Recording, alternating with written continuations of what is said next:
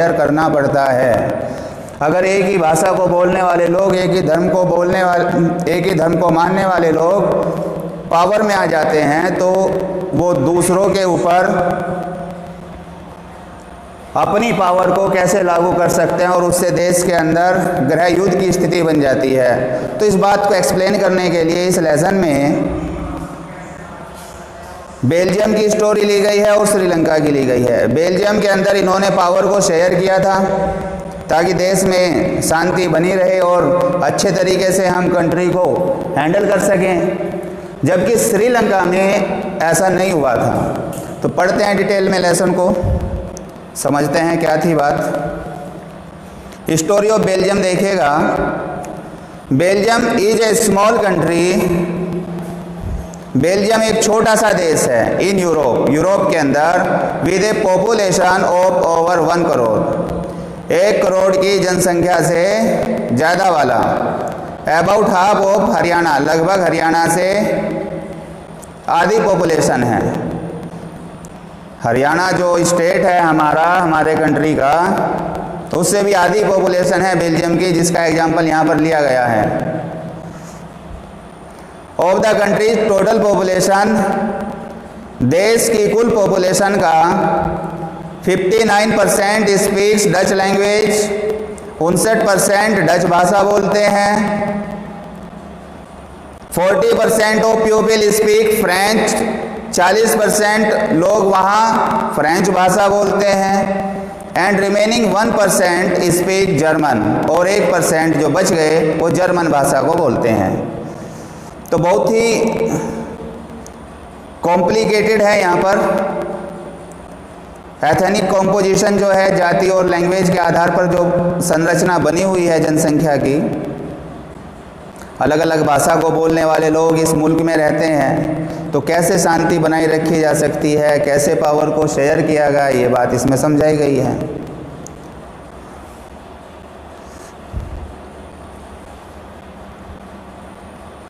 अब यहाँ पर क्या है, the minority French speaking community, जो माइनॉरिटी में है फ्रेंच बोलने वाले, वाज रिच एंड पावरफुल, ये रिच और पावरफुल हैं। 59% डच थे, तो मेजोरिटी में तो डच है और माइनॉरिटी में कौन है, फ्रेंच। लेकिन ये माइनॉरिटी में होने के बावजूद भी अमीर हैं और शक्तिशाली हैं। सो इसीलिए दे गोट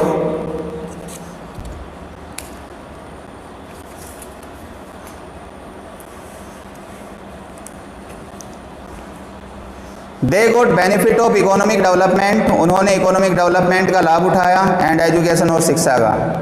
दिस क्रिएटेड टेंशन, इस चीज़ ने टेंशन पैदा कर दी between Dutch speaking and French speaking community, Dutch speaking और फ्रेंच स्पीकिंग कम्युनिटी के बीच during the 1950s and 1960s में। ये मैप दिखा रखा है बच्चों।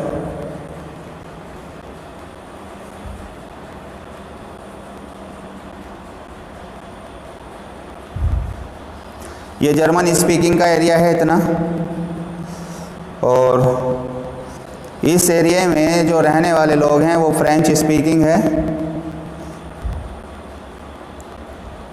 और ये डच स्पीकिंग। ये कैपिटल है यहाँ पर, कैपिटल के अंदर फ्रेंच स्पीकिंग। चलो मैप देख लिया, अब आगे देखिए। एकोमोडेशन इन बेल्जियम, इन बेल्जियम के अंदर the government handled the community difference very well, सरकार ने हैंडल कर लिया था जो ये कम्युनिटी का भेदभाव था बहुत अच्छे तरीके से। बिटवीन 1970 एंड 1993, 1970 और 1993 के बीच में Belgian leaders amended their constitution, Belgian नेताओं ने अपने संविधान को अमेंड किया 4 टाइम्स, 4 बार, and came up with a new model, और एक नया मॉडल लेकर आए टू रन द गवर्नमेंट, सरकार को चलाने का। तो सरकार को चलाने का उन्होंने एक नया मॉडल तैयार किया। Here are some of the elements, यहाँ पर कुछ एलिमेंट्स है of the Belgian model, Belgian model के। The constitution prescribe that the number of Dutch and French speaking ministers shall be equal in the central government.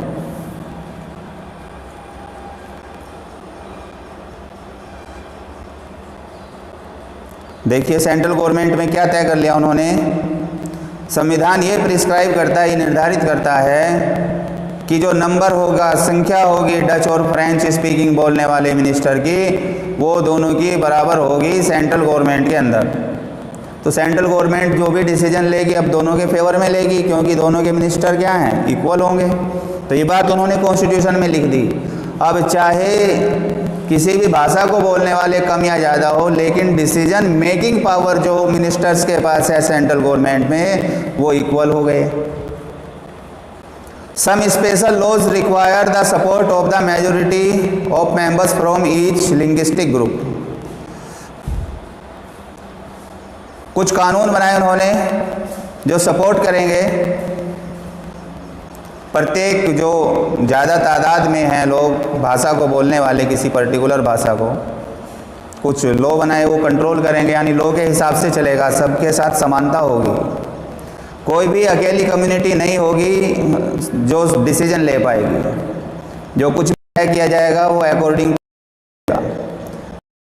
से no single make decision, इस पर एक तरफा डिसीजन, अपने हक में डिसीजन ले लिया। The state government are not subordinate to the central government. और कॉन्स्टिट्यूशन में ये बात भी रखी गई कि स्टेट गवर्नमेंट भी इंडिपेंडेंट काम करेगी, वो भी सेंट्रल गवर्नमेंट के अधीन नहीं होगी। तो state government are not subordinate, state government subordinate नहीं होगी, अधीनस्थ नहीं होगी to the central government, central government के। Brussels has a separate government, Brussels के पास में एक अलग सरकार होगी, इन विच जिसमें both communities have equal representation, दोनों कम्युनिटी समान तरीके से रिप्रेजेंट करेंगी। ब्रुसेल के अंदर, ब्रुसेल क्या थी, कैपिटल रीजन पर देखा था हमने, तो कैपिटल के अंदर भी उन्होंने क्या किया, सेपरेट गवर्नमेंट बना दी और दोनों कम्युनिटी की रिप्रेजेंटेशन वहाँ पर क्या कर दी, इक्वल कर दी। Apart from the central and state government, central और स्टेट गवर्नमेंट के अलावा there is a third kind of government, एक तीसरे प्रकार की गवर्नमेंट होगी और उसको कहेंगे community government. This community government is elected by people, ये कम्युनिटी गवर्नमेंट लोगों के द्वारा एक ही लैंग्वेज कम्युनिटी से बिलोंग करते हैं, चाहे वो डच के हैं, फ्रेंच के हैं, जर्मन स्पीकिंग है, नो मैटर, इससे कोई फर्क नहीं पड़ेगा वेयर दे लिव, वो कहाँ रहते हैं।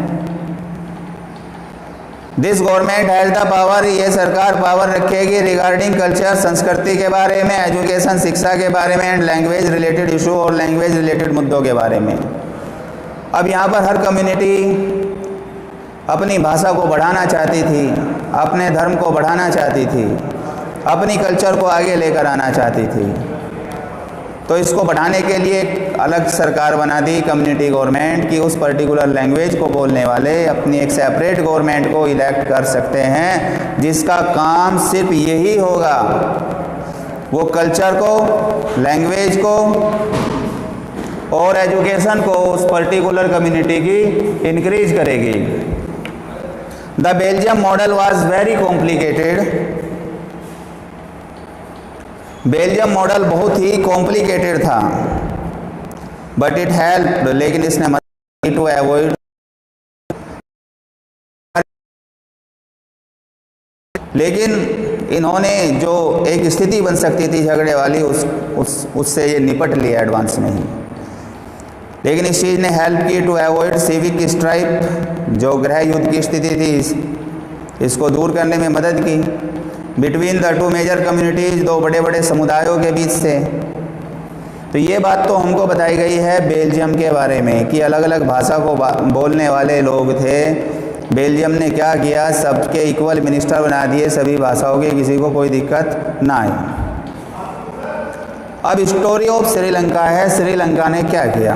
दूसरा एग्जाम्पल उन्होंने इस लेसन में लिया है अलग कंट्री का, श्रीलंका का।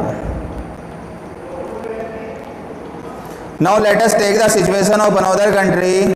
आओ, दूर होता है जो चारों तरफ पानी से घिरा होता है। तो एक आइलैंड राष्ट्र है ये, having a population of 2 crore, जिसकी 2 करोड़ है लगभग। इमेजिन हरी संख्या है श्रीलंका की। The major social group are, जो बड़े यहाँ पर सोशल ग्रुप हैं उसमें है सिन्हाला स्पीकर, सिन्हाला भाषा को बोलने वाले, और वो 74% है। एंड द तमिल स्पीकर, और तमिल भाषा को बोलने वाले हैं 18%। और तमिल के अंदर भी 2 प्रकार के लोग, इंडियन तमिल और श्रीलंकन तमिल। जब ईस्ट इंडिया कंपनी का कब्जा था यहाँ पर भी और श्रीलंका में भी, तो कुछ लोग इधर से खेती बाड़ी कराने के लिए अंग्रेज ले गए थे श्रीलंका में, जो वहीं बस गए थे, उनको इंडियन तमिल बोला जाता है। तो उनकी जनसंख्या वहाँ पर 13% है। अब देखिए बच्चों आगे, एमंग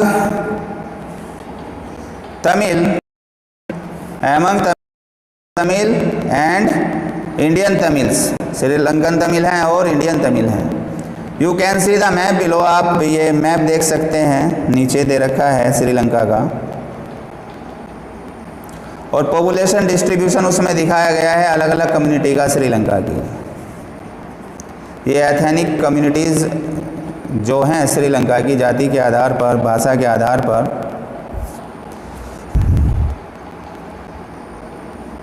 अब यहाँ पर देखो, ये जो एरिया कवर हो रहा है येलो, ये पूरे का पूरा सिन्हाला लैंग्वेज को रिप्रेजेंट करता है। तो देखने से तो यही लग रहा है कि ज़्यादा एरिया कौन कवर कर रहा है, सिन्हाला।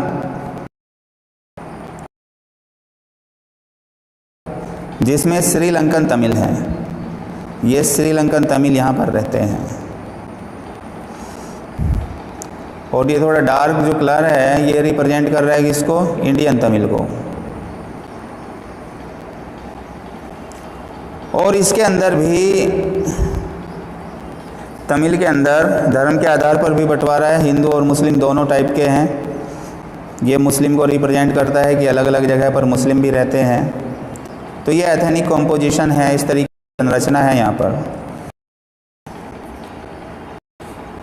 इन श्रीलंका के अंदर the Sinhala community enjoyed the bigger majority. Sinhala community ने एक बड़ी तादाद को एंजॉय किया, यानी सिन्हाला ज़्यादा थी।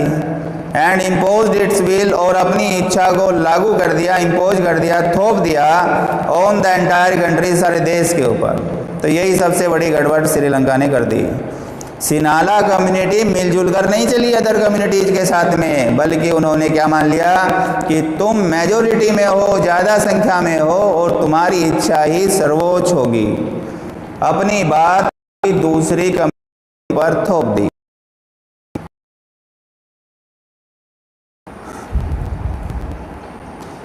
मेजोरिटेरियनिज्म इन श्रीलंका, श्रीलंका के अंदर बहुसंख्यकवाद। Sri Lanka emerged as an independent country, Sri Lanka एक स्वतंत्र राष्ट्र के रूप में उभरा था इन 1948, 1948 में। The Sinhala community was in the majority, Sinhala community majority में थी, ज़्यादा संख्या में थी। So they had formed the government, इसलिए वो सरकार बना चुके थे। सरकार का चुनाव किसने कर लिया था, सिन्हाला। प्रेफरेंशियल पॉलिसीज, उन्होंने प्राथमिकता की नीति का अनुसरण किया, उन्होंने अपने आप को प्रेफरेंस में रखा। गवर्नमेंट जॉब है, सिन्हाला ने कहा गवर्नमेंट जॉब पहले कौन लेंगे, सिन्हाला लैंग्वेज को बोलने वाले। हर जगह अपनी हिस्सेदारी को उन्होंने सर्वोच्च स्थान पर रखा। बाद में कोई वैकेंसी बचेगी तो वो अदर कम्युनिटी के हिस्से में आ जाएगी, नहीं बचेगी तो नहीं आएगी। इसको कहते हैं प्रेफरेंशियल पॉलिसीज, इसको इन्होंने एडॉप्ट कर लिया। दैट फेवर्ड सिन्हाला एप्लीकेंट्स, जिस चीज़ ने फेवर किया था सिन्हाला के जो आवेदक होते थे फॉर यूनिवर्सिटी में, यूनिवर्सिटी में जो भी पोजीशन है और गवर्नमेंट जॉब्स या गवर्नमेंट जॉब में जो भी पोजीशन है, तो सिन्हाला के जो एप्लीकेंट्स है, आवेदक हैं, उन्हीं को फेवर किया गया इस पॉलिसी के आधार पर। These measures taken by government gradually increase the feeling of alienation among the Sri Lankan Tamil. सरकार के द्वारा जो ये कदम उठाए गए थे, धीरे धीरे इन्होंने क्या कर दिया, एक फीलिंग पैदा कर दी, एलिनेशन, अलग होने की, एक अलगाव की, एमंग द श्रीलंकन तमिल के बीच में। श्रीलंकन तमिल ने महसूस किया that constitution and government policies denied them political right. Tamil ये महसूस ले कि कॉन्स्टिट्यूशन और सरकार की जो नीतियां हैं, इन्होंने पूरे तरीके से इनकार कर दिया है उनको समान राजनीतिक अधिकार देने का। डिस्क्रिमिनेटेड, भेदभाव किया गया, अगेंस्ट दैम, उनके विरोध, इन गेटिंग जॉब्स, नौकरियों को पाने में, एंड अदर अपॉर्चुनिटीज, और दूसरी अपॉर्चुनिटी को पाने में, एंड इग्नोर देयर इंटरेस्ट, और उनके जो हित हैं उसकी भी अनदेखी की गई। ड्यू टू दिस, इसकी वजह से the relationship between Sinhala and Tamil community, Sinhala और तमिल कम्युनिटी के बीच की रिलेशनशिप बिकम पुअर, ये कमज़ोर हो गई। श्रीलंकन तमिल लॉन्च्ड पार्टी, श्रीलंकन तमिल ने पार्टी लॉन्च कर ली, एंड स्ट्रगल, संघर्ष किए, फॉर द रिकॉग्निशन के लिए,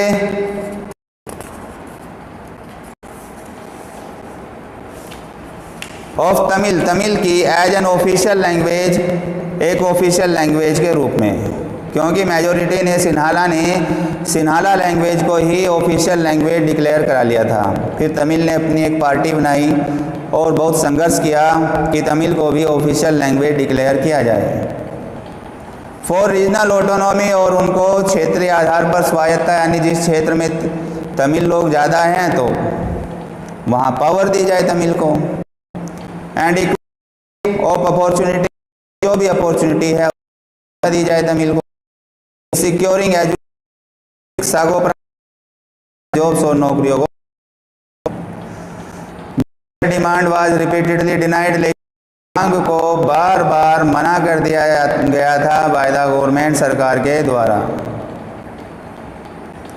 the distrust between the community के बीच में, इन समुदायों के बीच में टकराव, टर्न इनटू वाइड स्प्रेड, बड़े स्तर पर फैल गया, वाइड स्प्रेड कॉन्फ्लिक्ट हो गया, बड़े स्तर का टकराव हो गया, and turn into a civil war, और एक गृह युद्ध के रूप में बदल गया। अब लड़ाई छिड़ गई, तमिलों को अपने अधिकार चाहिए, सिन्हाला अधिकार नहीं देना चाहते, तो एक गृह युद्ध की, एक सिविल वार की स्थिति देश के अंदर बन गई। हजारों लोगों ने, दोनों तरफ से हजारों लोगों ने अपनी जान खो दी। एज ए रिजल्ट, परिणाम स्वरूप, थाउजेंड्स ऑफ पीपल, हजारों लोगों, बोथ द कम्युनिटीज, दोनों ही समुदाय के, हैव बीन किल्ड, मार दिए गए। मैनी फैमिलीज वर फोर्स्ड, बहुत सारे परिवारों को मजबूर कर दिया गया, टू लीव द कंट्री, देश को छोड़ने के लिए, रिफ्यूजी, शरणार्थी के रूप में। Many more lost their food, और बहुत से दूसरे का खो दी। द सिविल वार अंत हुआ इन 2009 में जाकर, and caused a terrible setback to social, cultural and economic life of the country. तब जाके कहीं थोड़ा बहुत देश के अंदर सुकून हुआ। कब एंड हुआ था सिविल वार का? 2009 में।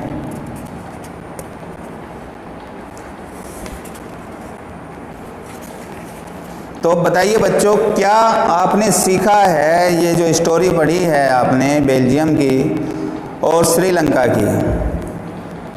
डेमोक्रेसी तो दोनों ही जगह थी, दोनों जगह चुनाव होता था, पब्लिक वोट दे करके चुनती थी, तो डेमोक्रेसी तो थी, लेकिन लागू करने का ढंग दोनों जगह अलग अलग था।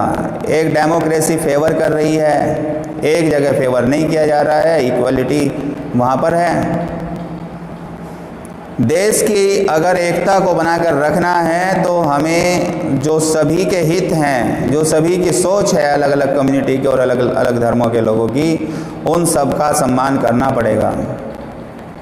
सभी के द्वारा स्वीकार्य व्यवस्था को अपनाना पड़ेगा पावर शेयरिंग में। तो ये चीज़ बेल्जियम ने की, वहाँ पर सुकून बना रहा। जबकि श्रीलंका ने क्या किया, वहाँ पर मेजॉरिटी ने अपनी इच्छा दूसरे के ऊपर लादने की कोशिश की और पावर शेयरिंग को मना कर दिया, पावर बांटने के लिए मना कर दिया दूसरों के साथ में। इसने देश की एकता को क्या कर दिया, कम कर दिया। यही बात लिखी है कि क्या सीखते हैं आप इस स्टोरी से। बोथ कंट्रीज आर डेमोक्रेसी, दोनों ही कंट्रियां, दोनों ही मुल्क, दोनों देश लोकतांत्रिक हैं।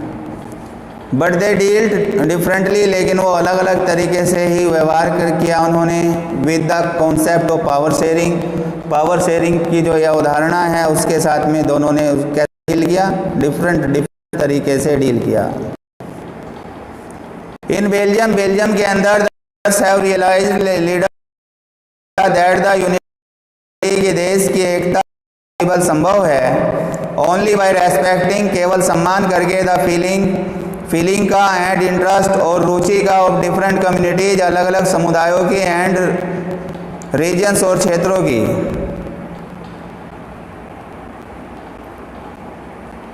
तो बेल्जियम के अंदर तो वहाँ के लीडर्स समझ गए थे इस बात को कि देश की अगर एकता बना के रखनी है तो सभी की फीलिंग का, सभी की इंटरेस्ट का, जो अलग अलग कम्युनिटी के हैं, अलग अलग क्षेत्रों के हैं, अलग अलग धर्मों के हैं, सभी का सम्मान करना चाहिए, सबको रेस्पेक्ट दिया जाना चाहिए।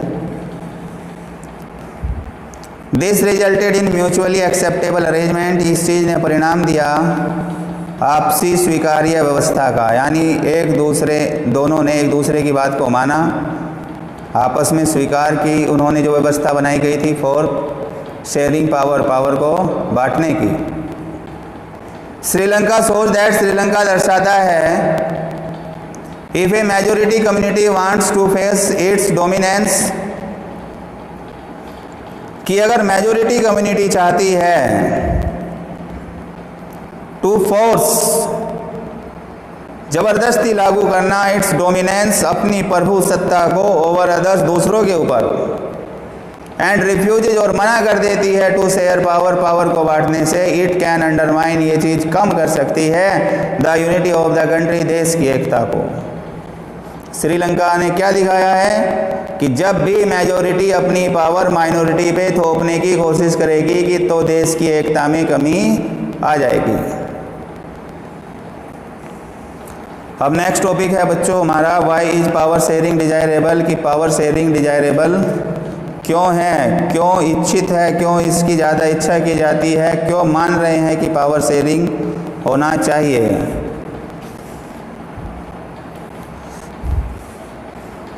आपने देखा पावर शेयरिंग ना होने की वजह से श्रीलंका में क्या क्या दिक्कत आई, तो उन सारी दिक्कतों को पावर शेयरिंग ख़त्म करती है। तो सीधी सी बात है, पावर शेयरिंग ही डिजायरेबल है। यू विल फाइंड, तुम पाओगे the answer of this question, इस सवाल का जवाब इन द पॉइंट्स बिलो, इन पॉइंटों के अंदर। Power sharing is good, power sharing good है, सही है, बिकॉज इट हेल्प्स, चूँकि ये मदद करती है टू रिड्यूस द पॉसिबिलिटी को घटाने में, संभावना को घटाने में, ऑफ कॉन्फ्लिक्ट, टकराव के, बिटवीन सोशल ग्रुप के। जब सभी सोशल ग्रुप में, जो डिफरेंट सोशल ग्रुप हैं देश के, सब में पावर डिस्ट्रीब्यूट कर दी जाएगी तो फिर उनके अंदर किसी भी प्रकार का कॉन्फ्लिक्ट यानी टकराव पैदा नहीं होगा, इसकी पॉसिबिलिटी ख़त्म हो जाती है। तो बेहतर है, पावर शेयरिंग होनी चाहिए, ये चीज़ फिर डिजायरेबल है। फिर इसके डिजायरेबल होने का दूसरा कारण क्या है, the second reason is that, दूसरा कारण ये है कि ये democratic rule involve sharing power with those affected by its exercise and who have to live with its effect, people have a right to be consulted on how they are to be governed. दूसरा कारण यह है कि एक democratic rule में शामिल है power को बांटना विद दोज, उनके साथ अफेक्टेड बाय इट्स एक्सरसाइज, जो इससे अफेक्टेड हैं, जिनके ऊपर भी राज किया जा रहा है, तो सबके सब में प्रभावित हैं। तो पावर शेयरिंग के अंदर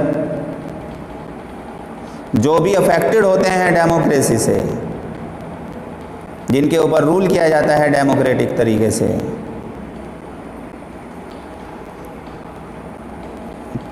उन सबको शामिल कर लिया जाता है पावर शेयरिंग में, सबकी हिस्सेदारी आ जाती है, क्योंकि उनको इस डेमोक्रेसी के अंदर रहना है। And who have to live, और जिनको रहना है विद इट्स इफेक्ट, इसके प्रभाव से जो डेमोक्रेटिक रूल आप लागू कर रहे हैं, जिनके ऊपर लागू कर रहे हैं, उनके द्वारा एक्सेप्टेबल होने चाहिए, सभी की हिस्सेदारी होनी चाहिए। पीपल हैव ए राइट, लोगों के पास एक अधिकार है, टू बी कंसल्टेड, कि उनसे भी कंसल्टेशन की जाए, उनसे भी मशवरा किया जाए, on how they are to be governed, कि उनके ऊपर क्या किया जाना है, लोगों के ऊपर राज जाना चाहिए, बल्कि सभी से कंसल्टेशन होनी चाहिए कि उनको गवर्न किया जाए कैसे, देश कुछ को इग्नोर किया जाना चाहिए।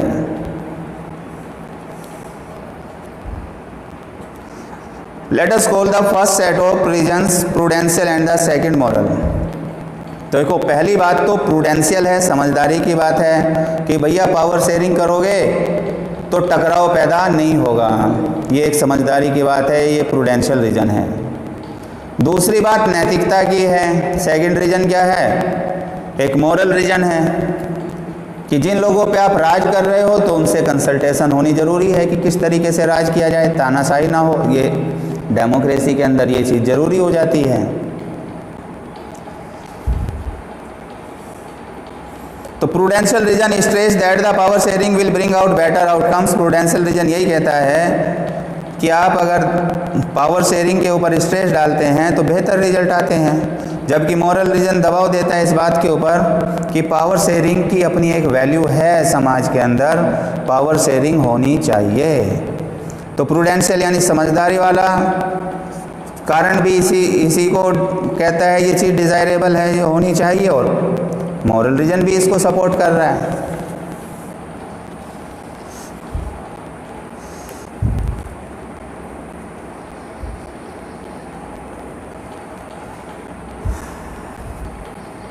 अब आगे देखिए बच्चों, forms of power sharing.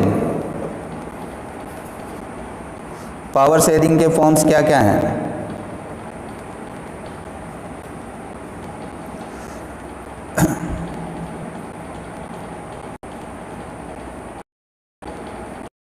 Most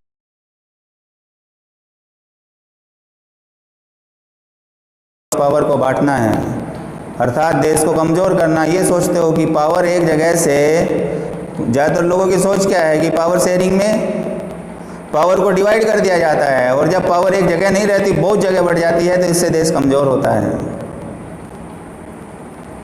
similar thing was believed in past में इस तरीके की चीज़ों पर विश्वास था। ये मान लिया पावर ऑफ रिजाइड की सारी पावर वन पर्सन, एक आदमी में, इसीलिए राजा का राज होता था। लेकिन क्या उस तानाशाही को लोगों ने पसंद किया? या ग्रुप ऑफ पर्सन होते थे लोकेटेड एट वन प्लेस, जो एक स्थान पर हुआ करते थे। अब उन लोगों का क्या मानना है कि अगर ऐसा नहीं होगा, पावर एक जगह नहीं रहेगी, पावर शेयरिंग तुमने कर दी, तो it would be very difficult, बहुत मुश्किल हो जाएगा, टू मेक क्विक डिसीजन, तुरंत निर्णय लेना, एंड टू इन्फोर्स दैम, और उनको लागू करना। दूसरी मान्यता क्या थी जो पावर शेयरिंग के खिलाफ हैं, कि एक जगह पावर नहीं रखी तो डिसीजन नहीं ले सकते एक साथ में तुरंत हम, और उनको लागू भी नहीं कर पाएंगे जल्दी से। But these notions have changed, लेकिन ये जो थ्योरी है ये अब बदल गई है। With the emergence of democracy, लोकतंत्र के अस्तित्व में आने की वजह से अब ये थ्योरी, ये सिद्धांत बदल गया। इन ए डेमोक्रेसी, एक लोकतंत्र के अंदर, पीपल रूल, लोग राज करते हैं, देमसेल्फ, खुद, through institution of self government के इंस्टीट्यूशन के माध्यम से, अर्थात लोग वोट डाल करके खुद सरकार का चुनाव करते हैं। इसको कहते हैं self government, institution of self government. Everyone has a voice, हर किसी की एक आवाज़ होती है। In the shaping of public policy को एक आकृति देने में, एक शेप देने में हर किसी की आवाज़ होती है, क्योंकि लोग चुनाव कर करके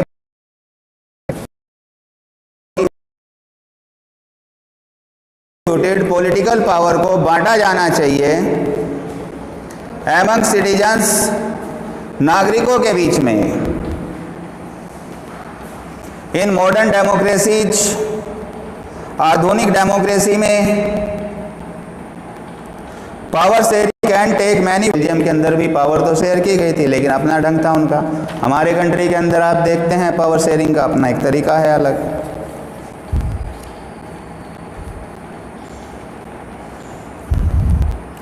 देखिए, एक तरीका ये हो सकता है पावर को बांटने का।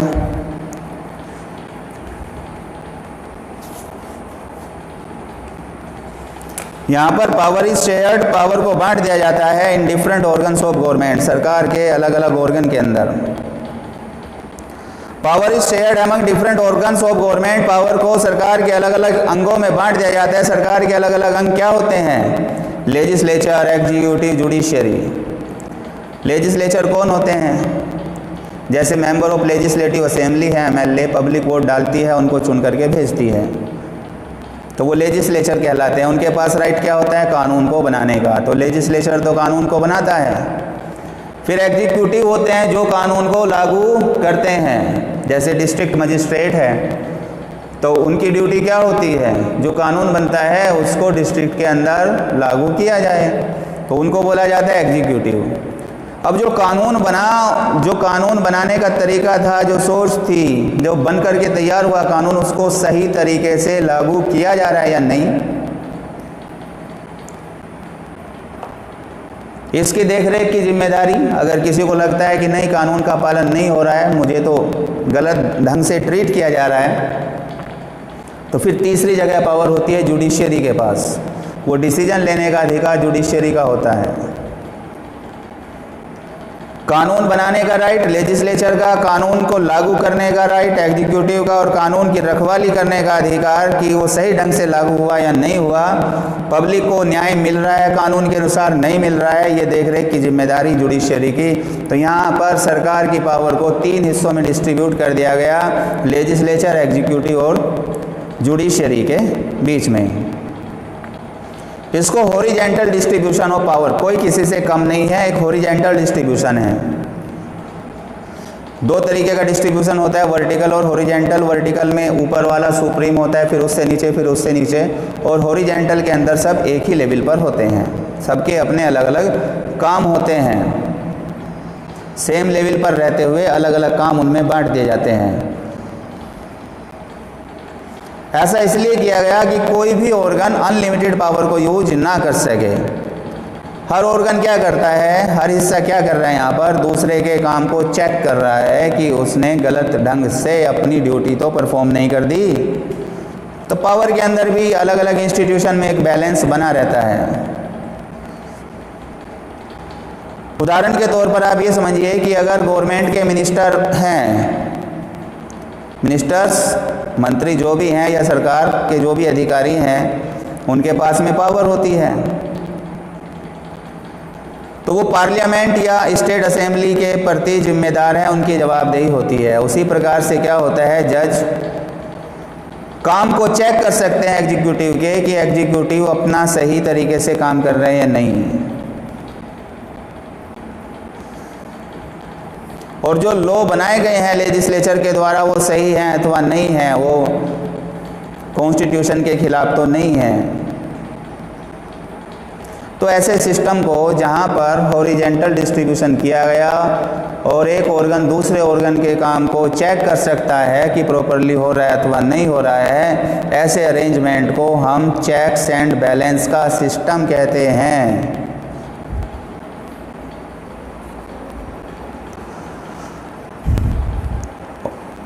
पावर इज शेयर्ड, पावर को बांट दिया जाता है अमंग डिफरेंट ऑर्गन्स, अलग अलग अंगों में ऑफ गवर्नमेंट, सरकार के, सच है जैसे कि द लेजिस्लेचर, लेजिस्लेचर में, एग्जीक्यूटिव में और जुडिशरी में। दिस इज कॉल्ड, ये कहलाता है horizontal distribution. Of power, power का हॉरिजेंटल डिस्ट्रीब्यूशन कहलाता है बिकॉज इट अलाउ, चूंकि अलाउ करता है डिफरेंट ऑर्गन्स, अलग अलग ऑर्गन्स को गवर्नमेंट सरकार के placed at the same level, एक स्थान पर रहते हुए, टू एक्सरसाइज करने के लिए डिफरेंट पावर, अलग अलग पावर को। सच सेपरेशन, ऐसा सेपरेशन इंश्योर करता है that none of the organ, की कोई भी ऑर्गन नहीं कैन एक्सरसाइज कर सकता अनलिमिटेड पावर को। ईच ऑर्गन, प्रत्येक अंग क्या करता है, चेक्स द अदर, दूसरे को चेक करता है। दिस अरेंजमेंट, व्यवस्था इज कॉल्ड, कहलाती है a system of check and balance, checks और बैलेंस का सिस्टम कहलाती है। अब नेक्स्ट है, देखिए, power can be shared, power को बांटा जा सकता है एमंग गवर्नमेंट, सरकारों के बीच, एट डिफरेंट लेवल, अलग अलग लेवल पर। Power can be shared, power को बांट सकते हैं अलग अलग लेवल पर। A general government for the entire country, सारे देश के लिए एक सरकार बना दी जाती है। And the government at the provincial और रीजनल लेवल, और क्षेत्रीय आधार पर अलग सरकार बना दी जाती है।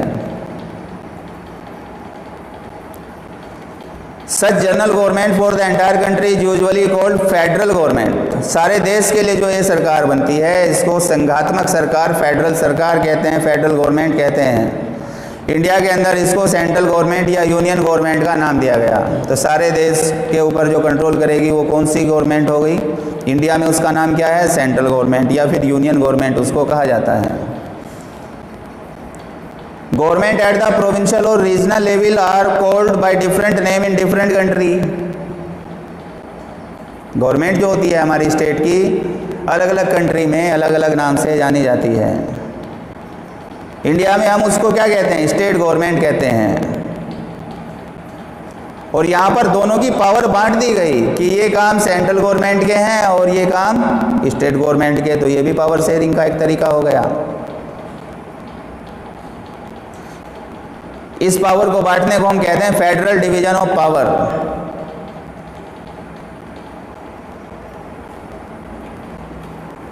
देखिए बच्चों, power can be shared, power को बांटा जा सकता है एमंग गवर्नमेंट के बीच एट डिफरेंट लेवल, अलग अलग लेवल पर। A general government for the entire country, सारे देश के लिए एक सरकार, जैसे सेंट्रल गवर्नमेंट हो जाती है।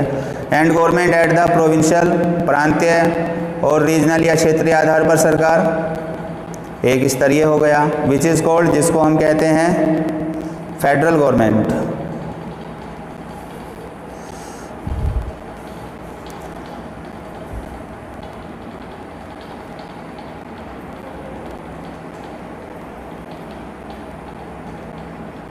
तो इस तरीके से ये वर्टिकल डिस्ट्रीब्यूशन ऑफ पावर कहलाता है। सबसे ऊपर हाईएस्ट लेवल पर फेडरल गवर्नमेंट आ जाती है, इसे सेंट्रल गवर्नमेंट कहते हैं। फिर स्टेट गवर्नमेंट आ जाती है। स्टेट गवर्नमेंट के नीचे अब थर्ड टाइप की गवर्नमेंट भी बनने लगी है, पंचायती राज जिसको कहा जाता है। उसको डिस्ट्रिक्ट लेवल पर या विलेज लेवल पर बनाया जाता है। तो ऊपर से नीचे की तरफ को पावर को बांटा गया है। ये वर्टिकल डिस्ट्रीब्यूशन ऑफ पावर कहलाता है। ये कहलाता है वर्टिकल डिस्ट्रीब्यूशन।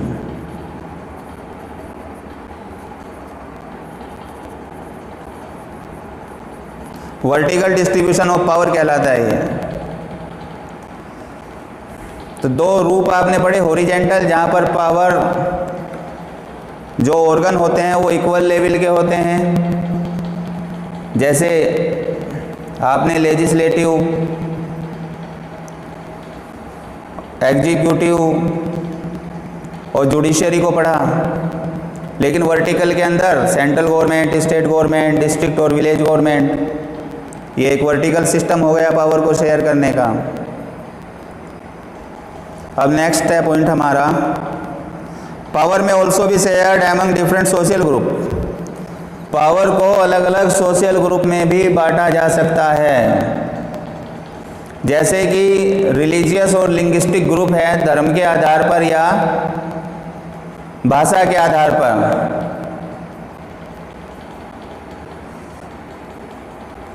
देखिए कुछ पावर दी गई है, भारत के संविधान के अंदर भी रिजर्वेशन दे दिया गया कुछ अलग अलग कम्युनिटी को, माइनॉरिटी है, ओबीसी है, एससी एसटी है, या वुमेन के लिए कुछ रिजर्वेशन कर दिया गया।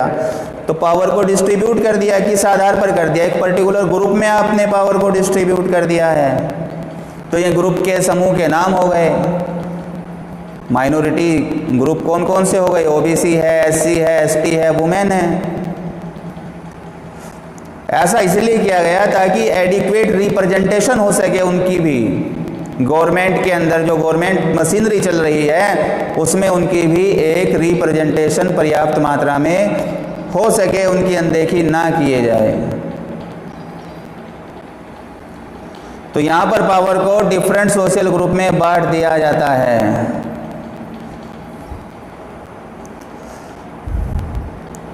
सच है जैसे कि द रिलीजियस, धार्मिक आधार पर, एंड लिंग्विस्टिक ग्रुप, और भाषा के आधार पर। Community government in Belgium, Belgium के अंदर community government is a good example of this arrangement, इस व्यवस्था का। बेल्जियम में हमने पढ़ा था एक अलग प्रकार की गवर्नमेंट थी, कम्युनिटी गवर्नमेंट, वो लैंग्वेज के आधार पे बनी थी। उसका काम क्या था? अपनी कल्चर को बढ़ावा देना, अपनी भाषा वालों के बीच में एजुकेशन को बढ़ावा देना। इंडिया में नहीं है ऐसा, लेकिन इंडिया के अंदर अलग से आपको बताया गया ग्रुप बने हुए हैं। कॉन्स्टिट्यूशन में एससी, एसटी, ओबीसी और वुमेन के लिए कुछ स्पेशल रिजर्वेशन दिया गया है, तो उनमें पावर शेयर की गई है सोशल ग्रुप के बीच में, ताकि उनको भी समाज की मेन धारा से जोड़ा जा सके। ये मेथड यूज किया जाता है माइनॉरिटी कम्युनिटी को एक फेयर बंटवारा देना, एक पावर देना, जो माइनॉरिटी में है उनको भी एक पावर देना, एक फेयर ढंग से, एक सही तरीके से, उचित तरीके से पावर शेयरिंग उनके बीच में भी हो सके, उनको इग्नोर न किया जा सके। अब पावर शेयरिंग हो सकती है पॉलिटिकल पार्टीज के अंदर भी। देखिए पावर शेयरिंग को अलग अलग पॉलिटिकल पार्टीज में भी किया जा सकता है, प्रेशर ग्रुप में किया जा सकता है।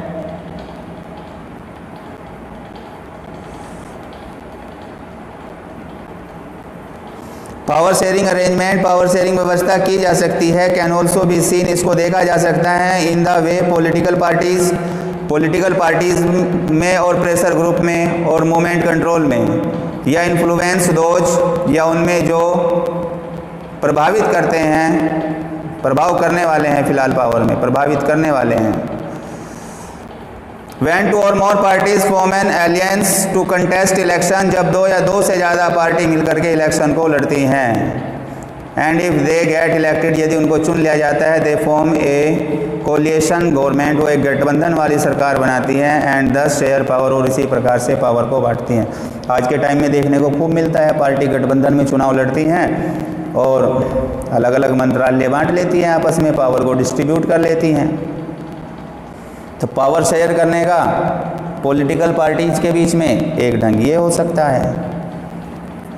तो यहाँ पर आकर के बच्चों कंप्लीट हो जाता है आपका लेसन।